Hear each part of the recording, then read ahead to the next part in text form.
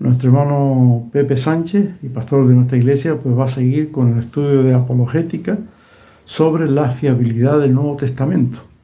Y el de esta noche sería pruebas internas.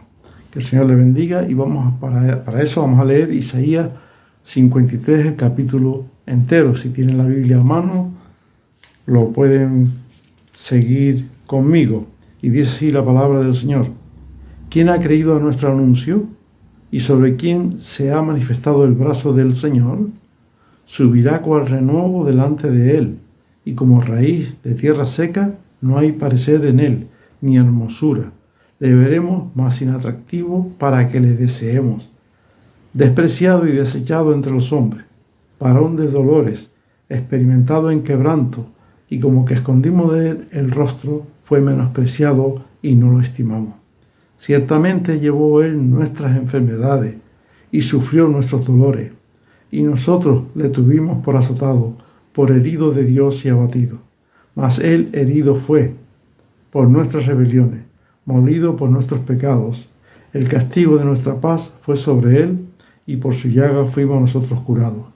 Todos nosotros nos descarriamos como ovejas, cada cual se apartó por su camino, mas Dios cargó en él el pecado de todos nosotros. Angustiado él y afligido, no abrió su boca. Como cordero fue llevado al matadero, y como oveja delante de sus trasquiladores enmudeció, y no abrió su boca. Por cárcel y por juicio fue quitado, y su generación, ¿quién la contará? Porque fue cortado de la tierra de los vivientes, y por la rebelión de mi pueblo fue herido. Y se dispuso con los impíos su sepultura, mas los ricos fue en su muerte, aunque nunca hizo maldad ni hubo engaño en su boca. Con todo eso, Dios quiso quebrantarlo, sujetándole a padecimiento. Cuando haya puesto su vida en expiación por el pecado, verá linaje, vivirá por largos días, y la voluntad del Señor será en su mano prosperada. Verá el fruto de la aflicción de su alma, y quedará satisfecho. Por su conocimiento justificará mi siervo justo a muchos, y llevará las iniquidades de ellos. Por tanto, yo le daré parte con los grandes, y con los fuertes repartirá despojos, por cuanto derramó su vida hasta la muerte y fue contado con los pecadores, habiendo él llevado el pecado de muchos y orado por los transgresores. Muchísimas gracias, Juan. Como sabemos, estamos abordando los 2 primeros jueves de cada mes la serie sobre introducción a la apologética, con el propósito de ayudarnos a defender nuestra fe, a saber lo que creemos y mostrar la existencia de Dios. Y eso nos lleva a poder explicar mejor lo que creemos y saber que confiar en Dios tiene muchísimo sentido, para poderlo hacer con amor, sabiendo escuchar y dando la oportunidad que nos escuchen por medio de nuestras palabras y de nuestro testimonio diario. Estamos descubriendo que creer y confiar en Dios no significa que hemos tirado nuestro pensamiento a la basura, sino que existen argumentos y razones para creer en la existencia de Dios, su amor, su gracia y su entrega por nosotros. En este proceso estamos usando el acróstico defensa, que nos ayuda a recordar una serie de ideas que nos permiten demostrar con la razón la existencia de Dios y la veracidad de la fe cristiana. Recuerda que apologética significa defensa. La primera letra es la D, que significa demostrar que la verdad existe. La segunda letra, la E, significa ejemplificar como lo opuesto a lo verdadero es falso. La F, familia de argumentos que revelan la existencia de Dios. Y dentro de esa familia de argumentos vimos 3. El argumento cosmológico, el argumento teleológico y el argumento moral. El cosmológico demuestra que un universo generado exige a alguien o algo que lo genere. El teleológico demuestra que el universo ordenado y diseñado demanda un diseñador. Y el argumento moral establece que una ley moral determinada exige un legislador. Y los 3 nos llevan a poder demostrar racionalmente que Dios existe. La segunda E significa esclarecer cómo la existencia de Dios hace posible los milagros. Y estuvimos hablando de los milagros y cómo estos demuestran la existencia de Dios y cómo la existencia de Dios hace posible los milagros. Y desde hace unas cuantas sesiones nos encontramos con la N en nuestro acróstico de defensa, que significa nombrar las afirmaciones que demuestran la fiabilidad del Nuevo Testamento. Por tanto, en estas sesiones tenemos el desafío de demostrar que la Biblia es fiable. Y para ello, la hemos empezado a tratar como cualquier otro libro manuscrito antiguo. Y lo hicimos por medio de las 3 pruebas que propone Sanders para demostrar la autenticidad de un documento antiguo. La primera es la prueba bibliográfica, que abordamos sesiones atrás. La prueba interna es la segunda, que comenzamos en la sesión anterior y terminaremos hoy. Y la tercera es la prueba de evidencia externa, que veremos el próximo jueves. El último jueves habíamos comenzado a desarrollar las pruebas internas con la ayuda de Josh McDowell, que en su libro Más que un carpintero escribe lo siguiente: la prueba bibliográfica ha determinado únicamente que el texto que tenemos ahora es lo que se registró originalmente. Aún hay que determinar si ese registro escrito es creíble y en qué medida. Ese es el problema de lo que se conoce como crítica interna, que es la segunda prueba de la historicidad. Habíamos dicho que algunos piensan que a nivel interno la Biblia se desautoriza por las supuestas contradicciones que podemos encontrar en ella. Y precisamente McDowell, en su libro Evidencias que exige un veredicto, nos da algunas ayudas para responder a estas supuestas contradicciones y entender lo que está pasando realmente. En la sesión anterior habíamos hablado de cómo tratar los siguientes aspectos. Lo inexplicable no es necesariamente inexplicable. Las interpretaciones falibles no significan revelación falible. En tercer lugar, la importancia de entender el contexto del pasaje. En cuarto lugar, interpretar los pasajes difíciles a la luz de los pasajes claros. No basar la enseñanza en pasajes oscuros. Y aquí nos quedamos en la sesión anterior.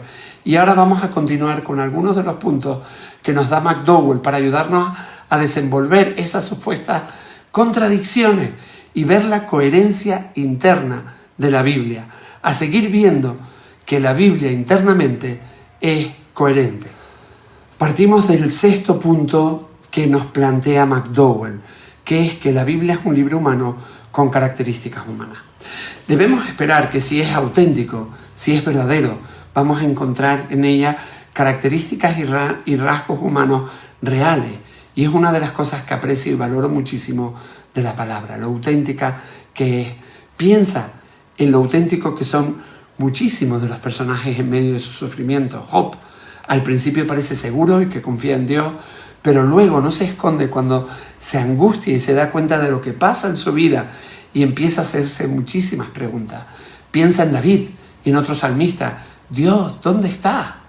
Piensa en Habacuc o en Pedro, negando a Jesús, cuando dijo, nunca te negaré, y esa misma noche Jesús le dijo, mira, me vas a negar 3 veces. O cuando Tomás, en medio de su incredulidad, o Juan el Bautista, luchando con su duda. Personajes totalmente reales. Como 7º punto, McDowell nos plantea que solo porque un informe esté incompleto no significa que sea falso. No siempre tenemos la historia completa de todo, pero que una historia esté incompleta no significa que sea falsa, solo significa que está incompleta. En 8º lugar, McDowell argumenta que las citas del Antiguo Testamento en el Nuevo Testamento no siempre necesitan ser exactas. Tenemos que entender el propósito de los autores del Nuevo Testamento. Cuando hacían alusión a esta cita, a veces están parafraseando, solo toman una declaración y la parafrasean. Nosotros lo hacemos incluso en nuestra propia cultura. Leemos un artículo, escuchamos una noticia y no la transmitimos literalmente, sino transmitimos la idea de lo que ha pasado. No estamos siendo exactos. Los autores del Nuevo Testamento no siempre estaban tratando de ser exactos, solo estaban utilizando lo que sabían. 9. La Biblia no necesariamente aprueba todo lo que registra. Por ejemplo, piensa en ciertas historias, como Jefté y su hija, y ese juramento tonto que hizo. No significa que realmente la Biblia apruebe lo que Jefté hizo. Otro ejemplo sería cuando Judas vendió a Jesús por 30 monedas. No significa que apruebe ese hecho, sino que simplemente registra lo que Judas hizo. Otro punto argumenta que la Biblia utiliza un lenguaje cotidiano y no técnico. Por ejemplo, cuando habla de la salida o de la puesta del sol, los meteorólogos usan ese mismo tipo de lenguaje.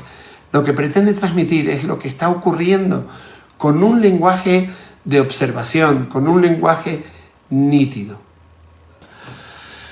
El siguiente principio que comparte McDowell es: observa cuando la Biblia usa diferentes recursos literarios.